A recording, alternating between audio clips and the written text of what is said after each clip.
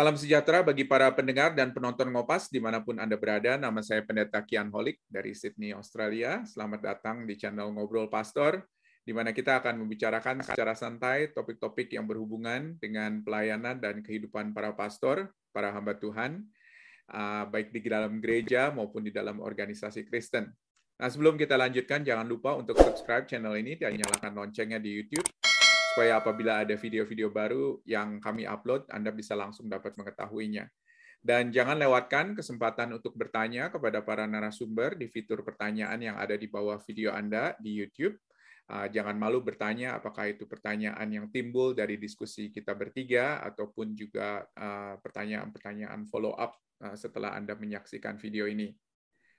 Pemuridan adalah perintah utama dari Tuhan Yesus di dalam amanat agungnya. Dia memerintahkan kita untuk mengajarkan, melakukan apa yang telah Yesus perintahkan kepada kita, baik dari mimbar, di gereja, maupun di dalam kelompok kecil, maupun juga di dalam konteks personal one-to-one. Lalu bagaimana caranya kita melakukan pemuridan dengan membaca dan mengajarkan Alkitab? Mengapa hal ini penting? Dan apa yang para pastor bisa lakukan untuk bisa melakukan pemuridan ini dengan efektif. Semua ini kita akan bahas di dalam Ngopas edisi ke-58 dengan judul Membaca Alkitab Bersama. Dan kita akan ditemani oleh dua narasumber. Yang pertama Evangelis Daniel Ong, dan yang kedua adalah Evangelis Sweety. Kita akan bersama-sama untuk berkenalan dulu nih dengan para narasumber. Mungkin bisa menceritakan kira-kira pelayanannya di mana dan apa yang dikerjakan, dan mungkin sukacita di dalam melayani Yesus apa gitu ya. Mungkin kita mulai dari Dan Ong dulu. Silakan Dan, bisa perkenalkan diri sedikit. Thank you. Oke.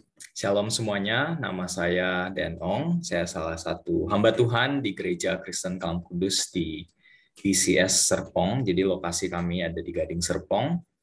Tadi ditanya ya, mungkin salah satu hal yang membawa sukacita dalam pelayanan, saya rasa ketika kita bisa melihat bagaimana kebenaran firman Tuhan, itu bukan hanya didengar dan disimpan di kepala, tapi kita bisa melihat bagaimana kuasa firman Tuhan melalui Roh Kudus hidup di dalam kehidupan jemaat kita, hidup dalam kehidupan orang-orang yang kita kenal di dekat kita, dan itu membawa sukacita besar bagi saya.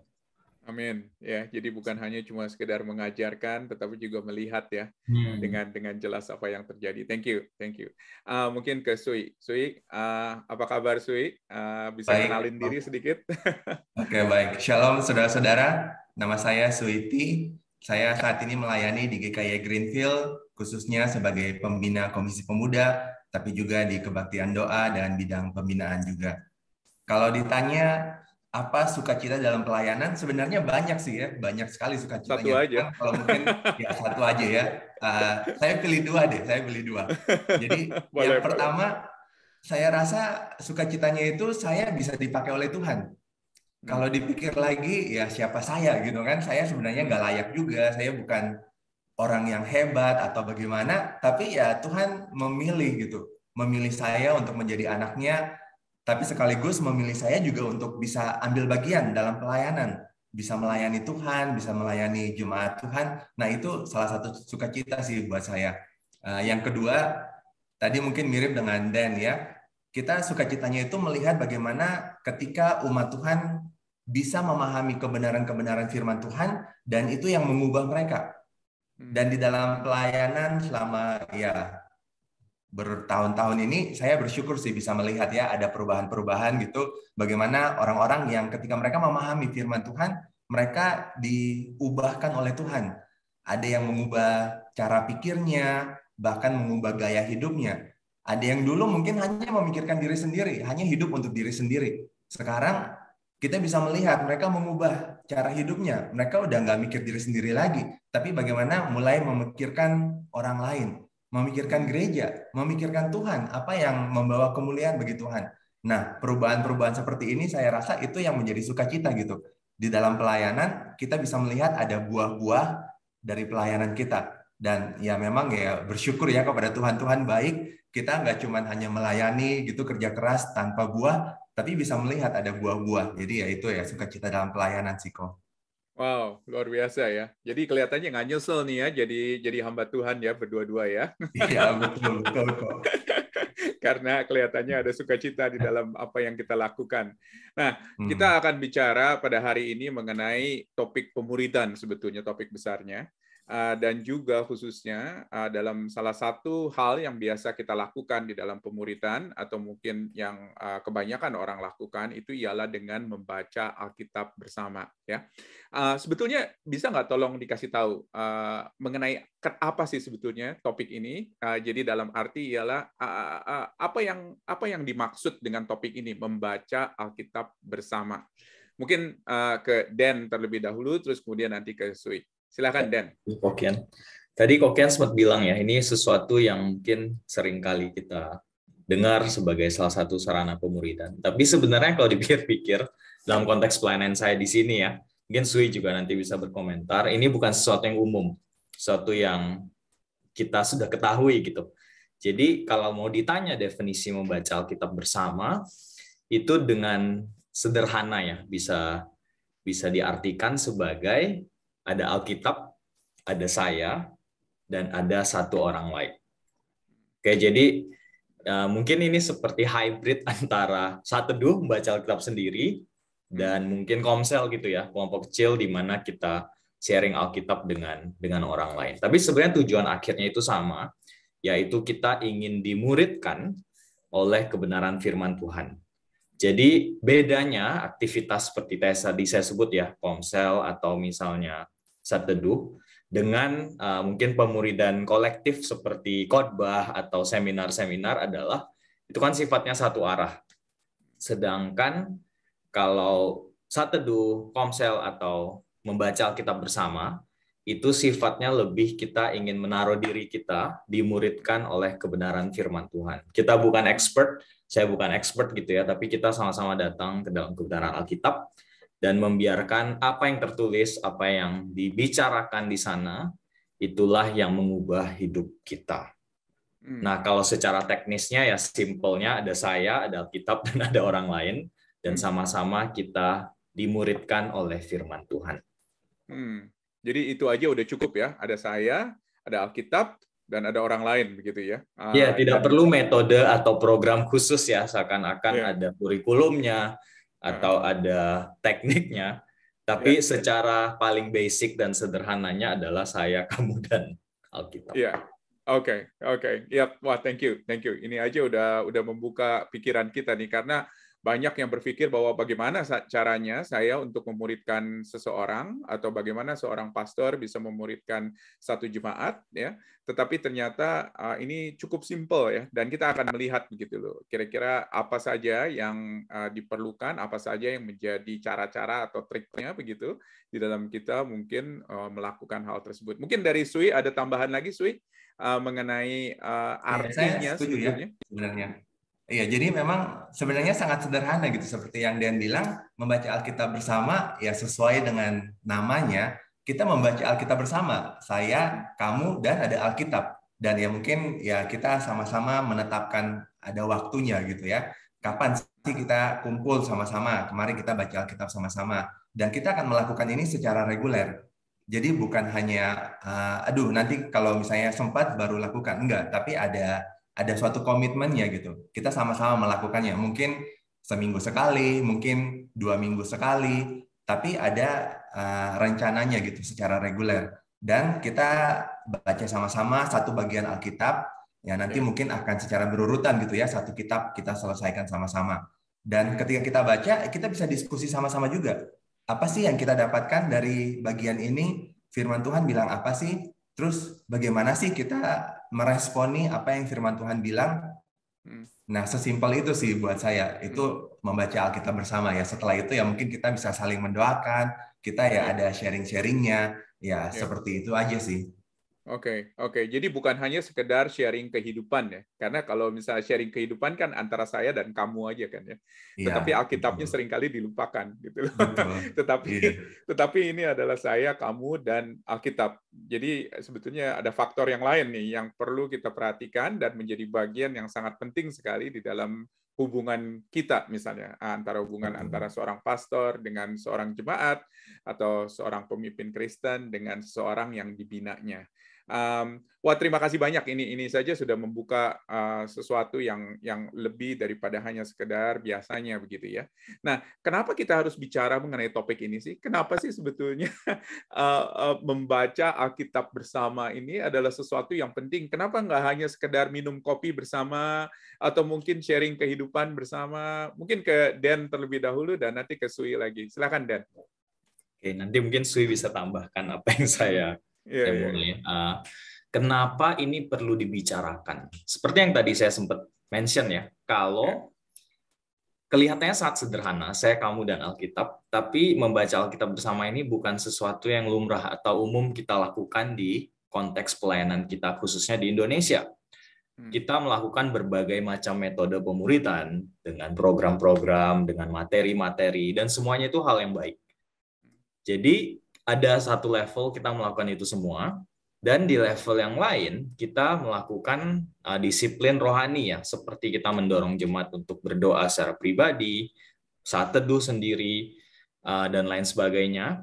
Nah, tapi kelihatannya dari antara seminar formal dengan itu ya, kehidupan rohani pribadi itu ada satu gap, ada satu jembatan yang perlu dijembatani, dan saya rasa di sanalah kayaknya aktivitas membaca Alkitab bersama ini bisa menjadi satu penghubung, di mana mungkin pengetahuan teologis yang kita dapatkan dari seminar, lalu disiplin rohani yang kita hidupi dalam kehidupan pribadi kita, itu bisa menyatu di dalam aktivitas ini. Kenapa? Karena keunikan dari membaca Alkitab bersama adalah kita memiliki partner, jadi akuntabilitas, di mana kita bisa bersama-sama melihat bagaimana firman Tuhan ini nyata dan hidup bukan hanya dalam kehidupan pribadi saya, tapi juga orang lain. Dan kita melakukannya itu dalam konteks persekutuan, fellowship ya. Dan sebagai tubuh Kristus kita tahu pentingnya memiliki rekan yang sama-sama mau bertumbuh bersama. Nah, tadi Sui sempat mention di sana juga sharing. Sharing itu penting karena di sanalah kita bisa bersama-sama mendoakan, bersama-sama berjuang ya, bersama-sama bergumul dengan kebenaran firman Tuhan, dan aktivitas membaca Alkitab bersama ini menjadi satu wadah pemuridan yang saya rasa sangat powerful, tapi jarang kita lakukan. Nah, disinilah saya rasa ini potensi yang besar ya, ketika kita memikirkan bagaimana sih pertumbuhan rohani di dalam jemaat kita bisa terjadi. Salah satu hal yang saya sangat excited adalah bagaimana melihat umat-umat Tuhan, bukan hanya pastor hamba Tuhan ke jemaat, tapi juga bahkan sesama jemaat, sesama pemimpin, sesama majelis, mereka bisa datang bersama-sama, sharing hidup dan sharing bagaimana firman Tuhan hidup di dalam kehidupan sehari-hari mereka. Wah, itu dari saya mungkin bisa ditambahkan. Iya. Jadi hubungannya itu bukan hanya dari atas ke bawah, tetapi juga bisa ke samping begitu ya, dan bisa crossover juga mungkin dari beberapa orang. Wah, ini sesuatu yang luar biasa.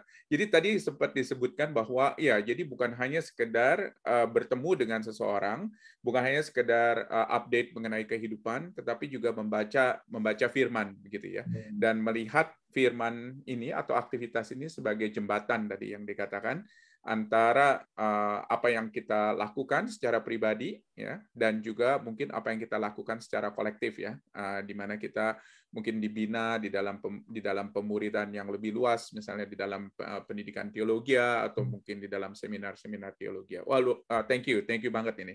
Mungkin ke Sui ada yang bisa ditambahin lagi, Sui, kira-kira kenapa ini penting? Memang sangat penting ya, dan saya setuju sekali dengan Dan.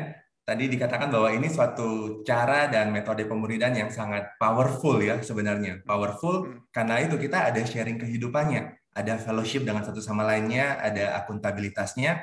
Tapi kalau saya tambahkan, kenapa powerful? Sebenarnya kita melakukan ini, membaca Alkitab bersama, itu keluar dari keyakinan kita bahwa ada kuasa firman Tuhan. Firman Tuhanlah yang berkuasa, itulah yang powerful, dan karena itu kita pengen supaya ya kita membaca sama-sama, dan firman Tuhan yang mengubahkan kita. Kalau memang kita lihat dalam Alkitab, itu kan banyak ya ayat-ayat yang bilang firman Tuhan itu memang powerful. Contohnya misalnya di Roma pasal 10 ayat 17. Itu Paulus bilang, iman timbul dari pendengaran, dan pendengaran akan firman Kristus. Nah, ketika kita membaca Alkitab bersama, kita saling mendengarkan dan kita saling membicarakan gitu firman Tuhan. Kita saling mendengarkan dari satu sama lain, dan itulah yang akan membangun iman kita. Ini bisa menuntun seseorang kepada iman kepada Tuhan. Dia bisa selamat ketika kita membaca Alkitab bersama. Tapi juga kita masing-masing sebagai sesama orang Kristen, kita pun bisa saling membangun satu sama lain. Iman bertumbuh dari pendengaran dan pendengaran firman Kristus. Tuhan Yesus sendiri juga pernah ketika dia berdoa untuk murid-muridnya di Yohanes 17 itu ada sempat satu kalimat yang dia mengatakan bahwa kuduskanlah mereka dalam kebenaran. Dia mengatakan itu ya, berdoa kepada Bapa, kuduskanlah mereka murid-muridnya dalam kebenaran, dan dia mengatakan firman-Mu adalah kebenaran. Jadi ketika kita mau dikuduskan juga sebagai orang-orang percaya, kita percaya bahwa kita ada pengudusan. Setelah kita selamat, kita nggak tetap sama seperti sekarang, tapi harusnya ada pengudusan. Nah, bagaimana caranya kita dikuduskan? Ternyata melalui firman Tuhan juga. Paulus juga pernah berkata kepada Timotius bahwa setiap tulisan yang diilhamin Allah itu bermanfaat untuk mengajar, untuk mendidik orang dalam kebenaran, dan dengan demikian setiap orang bisa diperlengkapi untuk setiap perbuatan baik. Nah, jadi kita bisa lihat ini sebenarnya semua tanda kutip manfaat gitu ya dari firman Tuhan, dan inilah yang membuat kita yakin bahwa memang kita harus membaca Alkitab bersama karena kuasanya itu adalah di firman Tuhan. Kebenaran firman Tuhan itulah yang akan mengubah kita, itulah yang akan membangun kita, dan dengan demikian kita boleh semakin mengenal Tuhan, kita boleh semakin bertumbuh dalam iman. Jadi ya kalau saya tambahkan seperti itu sih, kenapanya? Karena kita yakin akan kuasa firman Tuhannya. Iya, jadi ini sesuatu yang luar biasa sih, karena bukan hanya sekedar proses mentoring kelihatannya ya, dari seseorang yang lebih berpengalaman kepada seorang yang kurang berpengalaman, tetapi bagaimana firman Tuhan itu menjadi yang membentuk kehidupan orang-orang ini yang bersama-sama datang dan membaca firman Tuhan. Iya, betul. Saya rasa ini sesuatu yang sangat berbeda sekali dari proses mentoring yang seringkali gereja-gereja tahu, yaitu dengan seorang yang lebih berpengalaman, memberikan saran kepada yang kurang berpengalaman, tetapi bagaimana firman Tuhan itu menjadi pusat daripada apa yang dilakukan oleh dua orang ini untuk membaca bersama-sama, begitu loh. Wow, ini sesuatu yang luar biasa.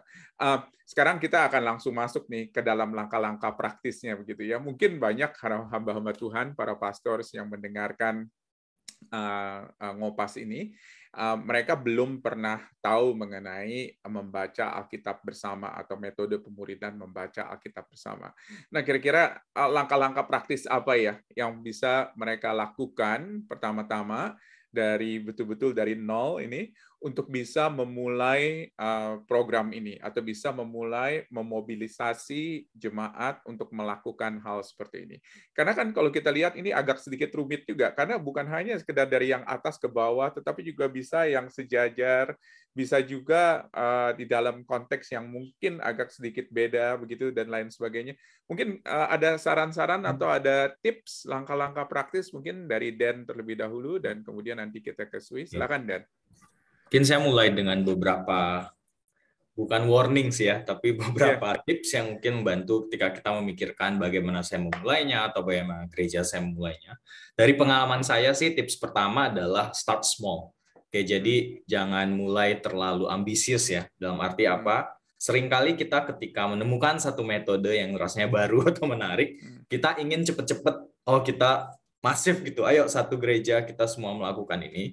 Saya rasa it's always good untuk mundur satu langkah dulu dan make sure kita sendiri paham dan kita sendiri sudah melakukannya. Jadi tips dari saya adalah mungkin sebagai hamba Tuhan yang hari ini mendengar ya podcast ini, bisa mungkin mulai coba aja gitu ya dengan 1 atau 2 orang jemaat atau mungkin pemimpin komsel atau majelis sekalipun untuk secara rutin bertemu dengan mereka dan membaca Alkitab. Karena banyak hal dari membaca Alkitab bersama ini bukan sesuatu yang bisa diajarkan, tapi sesuatu yang dialami. Karena konteks setiap orang berbeda, metode membaca berbeda, dan lain sebagainya. Jadi saran saya yang pertama adalah rekan-rekan coba dulu. Jadi bertemu aja dengan rutin. Tadi Sui sempat mention ya, mungkin bisa 2 minggu sekali, seminggu sekali. Cari saja waktu 1 jam, jangan terlalu lama, 1 jam saja. Dan dalam 1 jam itu mungkin bisa sharing sebentar, lalu doa, lalu sama-sama buka satu perikop Alkitab. Mungkin bisa, saran saya adalah jangan beda terus perikopnya setiap kali ketemu ya, tapi mungkin kita bisa secara sistematis. Oke, contoh kita baca Injil Markus. Yuk, selama berapa bulan ke depan kita selesai Injil Markus. Nah, pengalamannya adalah bersama-sama berjuang bagaimana kita membaca Alkitab, lalu mengaplikasinya dalam hidup kita. Ada banyak metode dan cara-cara yang bisa nanti kita coba paparkan ya. Tapi sebenarnya the best practice itu adalah dicoba saja. As simple as, sesederhana. Yuk kita sama-sama baca Alkitab. Kita coba renungkan 1 poin aja. Apa yang Alkitab hari ini ajarkan pada kita. Apa yang bisa kita aplikasikan. Lalu doakan itu, sudah gitu. Nggak perlu ada kertas, nggak perlu ada metode, dan lain sebagainya. Jadi coba lakukan itu secara rutin. Nah dari sana lalu mungkin step kedua adalah mencoba untuk mendorong rekan yang kita baca Alkitab dengan mereka ya, untuk periode itu, untuk bisa lalu membaca dengan orang yang lain. Jadi ini adalah saya rasa approach yang ground up ya, bukan top down. Jadi sesuatu yang bisa berjalan, ini seperti apa ya, multiplikasi efek gitu, multiplier effect yang lebih baik kalau mau dijalankan sebagai program, bukan ayo dari atas kita dorong semua jemaat lakukan, tapi lebih ke kita lakukan dulu dengan beberapa orang, dan lalu setiap orang itu melakukannya dengan orang lain. Itu secara nggak langsung nanti jangka panjangnya hampir semua orang akan melakukannya. Tapi memang untuk memulainya itu yang harus sabar ya. Kita mulai dulu dengan beberapa orang, lalu efeknya kerasa nanti. Mungkin Sui bisa tambahkan. Thank you. Iya, mungkin Sui bisa tambahin juga nih. Jadi luar biasa ya, tadi seperti yang saya boleh summarize sedikit, jadi seperti apa yang tadi kamu sudah katakan, Dan, bahwa ini jangan terlalu besar dulu, jangan langsung dibikin sebagai program gereja, tetapi terutama ialah bagaimana kita bisa memulai dulu gitu ya, dengan beberapa orang yang mungkin kita kenal dekat, jadi dari lingkaran kecil kita, dan mungkin kita melakukan hal tersebut, dan setelah itu kemudian mereka bisa melakukan hal itu dengan orang lain. Ya, saya rasa itu adalah sesuatu yang penting. Mungkin ke Sui. Sui ada yang mau ditambahkan, Sui? Silakan. Oke, iya. Saya setuju dengan apa yang Dan bilang. Ya, kalau kita langsung berpikir jauh gitu ya, besar, seringkali itu yang malah jadi membuat kita nggak bisa jalan terus gitu. Karena udah takut duluan atau udah khawatir duluan gimana nanti gitu ya, kalau kita udah jalan, udah jadi program, terus gimana harus gerakin semua orang. Nah itu yang agak susah sih memang. Tapi ya memang harus dimulai dari diri kita sendiri, dan seperti yang tadi Dan bilang di awal, ini kan sebenarnya salah satu variasi dari saat teduh. Ya kan, kita saat teduh kita membaca Alkitab. Biasanya kita secara pribadi masing-masing gitu kita baca Alkitab. Nah ini variasinya. Kita membaca Alkitab juga, tetapi dengan 1 orang yang lain atau 2 orang yang lain. Dan kita membacanya mungkin seminggu sekali atau 2 minggu sekali. Nah dari situ aja dulu kita baca, dan biasa kan kalau kita baca juga, kita di dalam saat teduh kita masing-masing, ya kadang-kadang ada yang kita mungkin pakai tafsiran dan sebagainya, itu mungkin udah agak advance gitu ya. Kalau kita setiap hari sih mungkin ya kita baca, ya sudah renungkan saja. Apa yang bagian yang saya baca, apa yang saya dapat, saya doakan, selesai. Nah, seperti itu juga. Jadi memang sangat sederhana sekali. Kita baca, kita diskusi sama-sama, tadi kamu dapat apa gitu. Oh, saya dapatnya ini. Oh, mungkin masih ada pertanyaan nih, tapi kita nggak tahu gimana jawabnya, karena memang kita ya cuma baru baca sekarang gitu kan. Ya nggak apa-apa, nanti setelah ini kita coba cari jawabannya. Mungkin bisa nanya Kokian gitu misalnya, atau mungkin bisa nanya pendeta gitu siapa. Tapi ya nggak apa-apa gitu, it's okay. Kita udah baca, kita dapat sesuatu, pasti dapat sesuatu. Nah, setelah itu ya kita doakan. Bahkan kalau misalnya kita kita berasa nggak dapat apa-apa nih dari apa yang kita baca.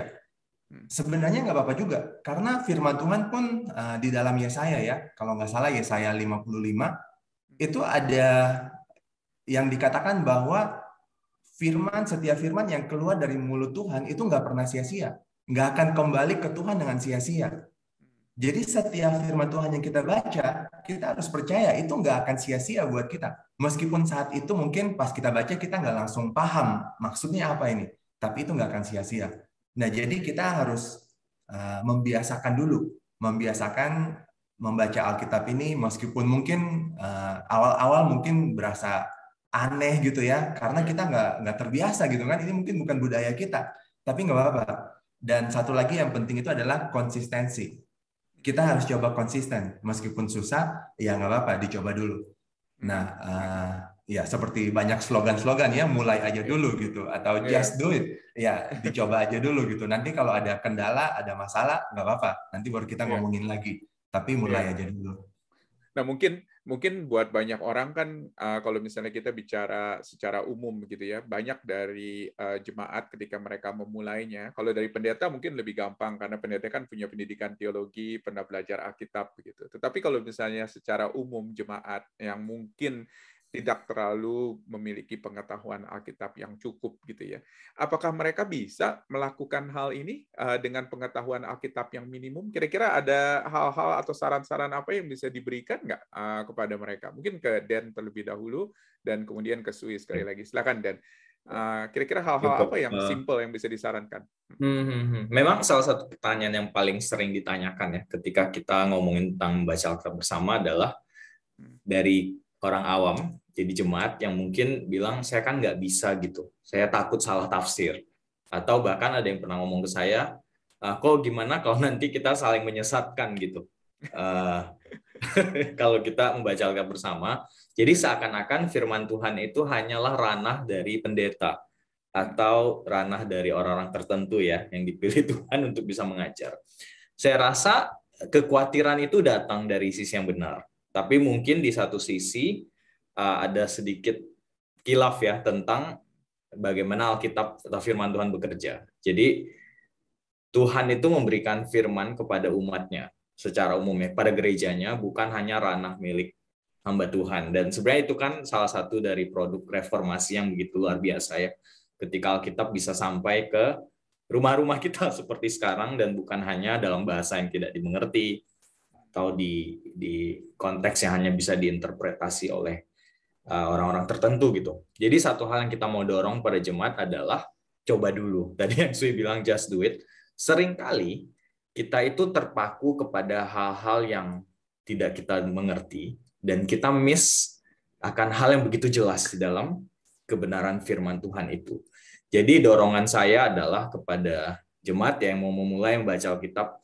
Nah, mungkin yang penting itu adalah mempersiapkan hati kita dan juga rekan yang akan baca, supaya dari awal kita udah agree gitu, kita udah komit bersama. Ini bukan ajang perdebatan, ini bukan tempat untuk kita mencoba meneliti begitu jauh, tapi ini adalah proses kita dimuridkan oleh firman Tuhan. Dan ada saatnya di mana kita bingung bersama. And it's okay, kita doa akan kita lanjut aja gitu, konsistensi ya untuk bisa selesaikan. Dan percayalah di dalam kebenaran firman Tuhan itu, I would say jauh lebih banyak yang begitu nyata dan begitu benar daripada hal-hal yang mungkin kontroversial atau membingungkan.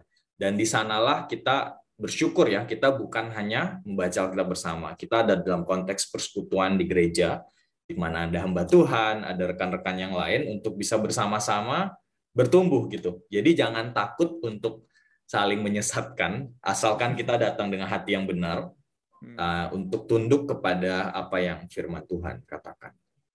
Itu dari saya. Yep. Thank you banget. Saya rasa itu helpful sekali. Mungkin ke Sui kali. Sui ada saran nggak Sui kalau misalnya ada yang takut nih mulai membaca Alkitab sendiri karena saya bukan seorang teolog atau saya bukan seorang hamba Tuhan. Gimana nih Sui? Iya, kalau dari saya sih ya kita kembali lagi keyakinan kita itu ke Tuhan, bukan ke diri sendiri. Itu yang harus kita ingat sih. Memang kalau kita mengandalkan diri sendiri, ya kita pasti nggak bisa. Dan seringkali kekhawatiran atau ketakutan kita, ya karena kita masih mengandalkan diri sendiri. Jadi kita harus kembali ke Tuhan. Kita sebelum kita baca kan kita ada doa dulu nih. Kita minta Tuhan tolong gitu, kasih pemahaman. Kita minta Roh Kudus yang pimpin kita, kasih pencerahan supaya kita bisa ngerti apa yang Tuhan bilang.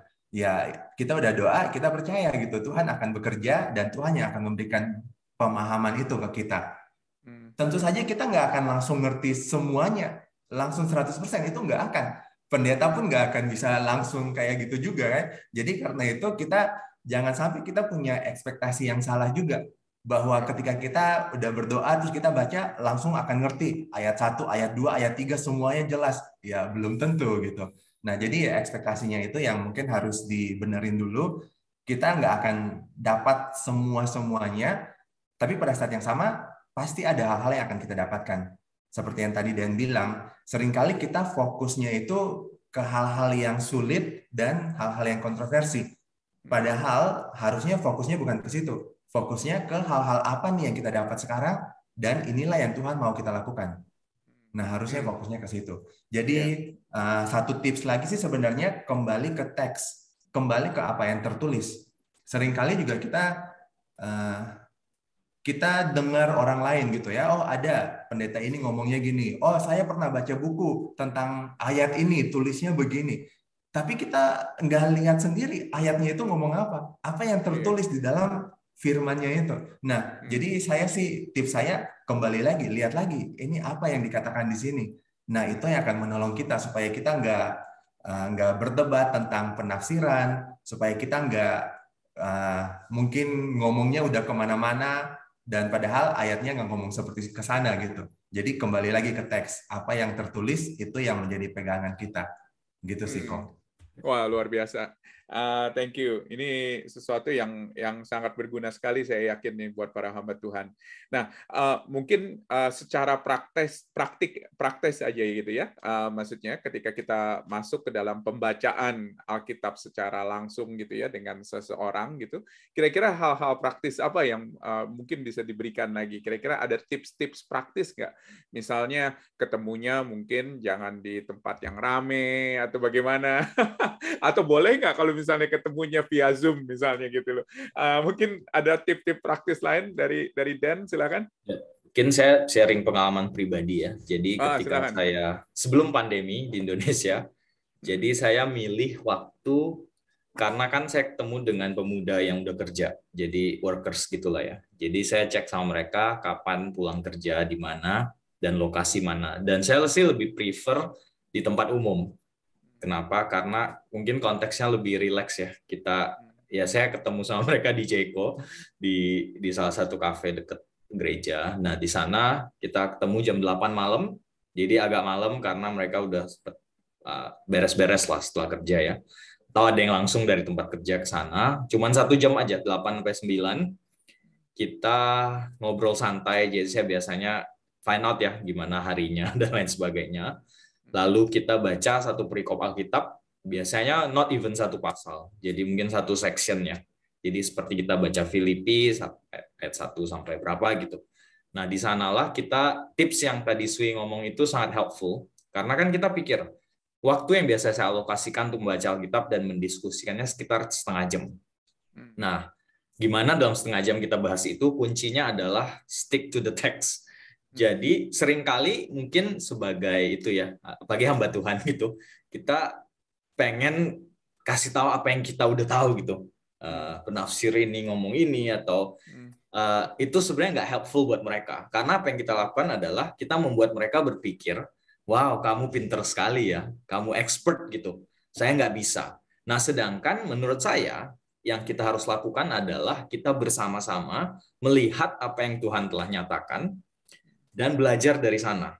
Jadi for a moment forget semua yang bukan forget sih ya, tapi jangan kutip orang lain atau pendeta ini ngomong itu apa, tapi coba lihat apa yang misalnya Paulus katakan di Filipi 1 dan di sana kita coba pelajari gitu ya, apa yang teks ini katakan dan pick 1 atau 2 aja hal yang mungkin helpful buat kita, lalu kita doakan sama-sama, dan kita coba. Nah, satu hal yang sangat menarik adalah ketika selesai section itu, mungkin saya punya 15 menit terakhir, saya biasanya pakai untuk berpikir apa yang bisa kita aplikasikan dari kebenaran firman Tuhan hari ini.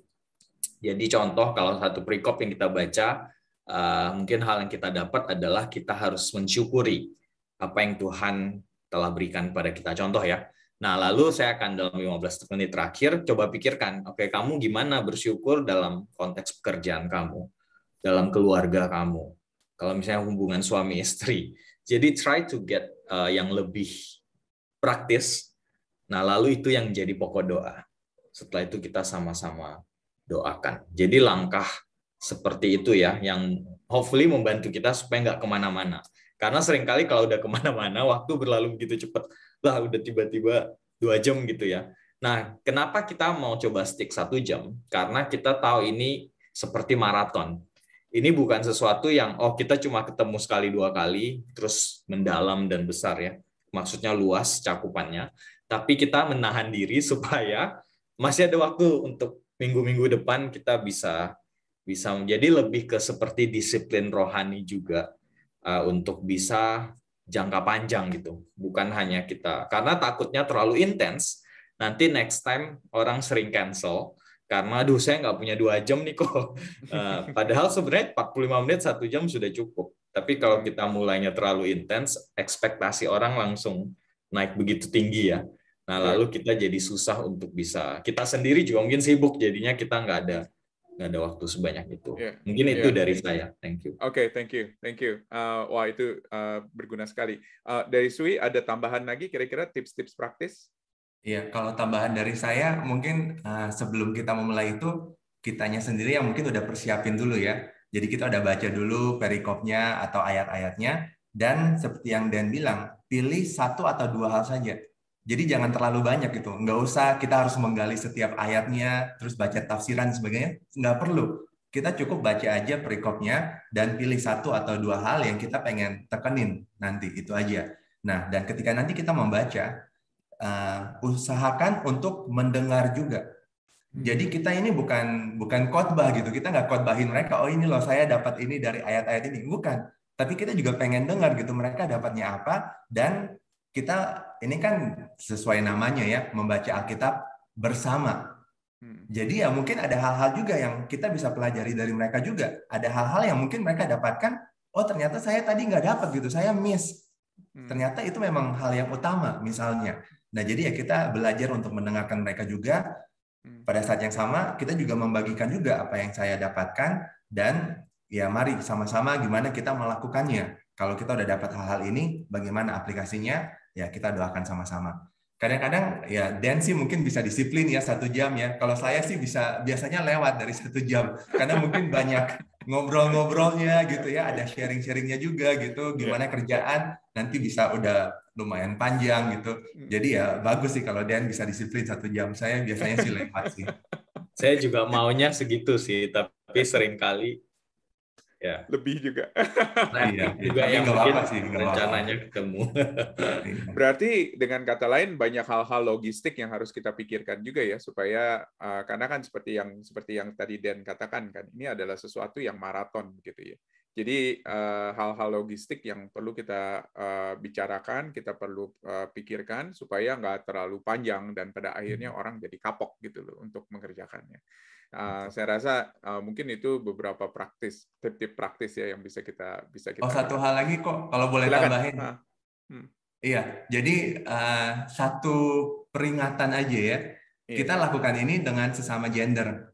Jadi jangan cowok ketemu cewek gitu. Ini ya harusnya kita udah tahu gitu ya. Cuman ingetin aja. Karena nanti kan kalau itu terjadi ya bisa mungkin jadi masalah atau jadi isu gitu. Jadi untuk mencegah aja, menjaga ya kita sesama gender.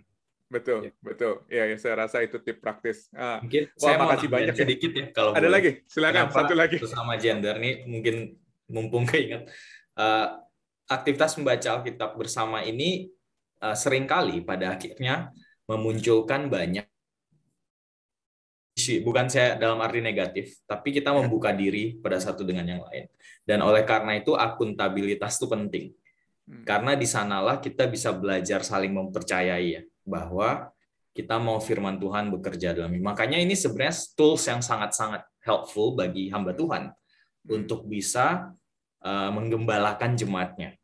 Nah, di dalam konteks seperti ini, penting bagi kita juga untuk membuka diri.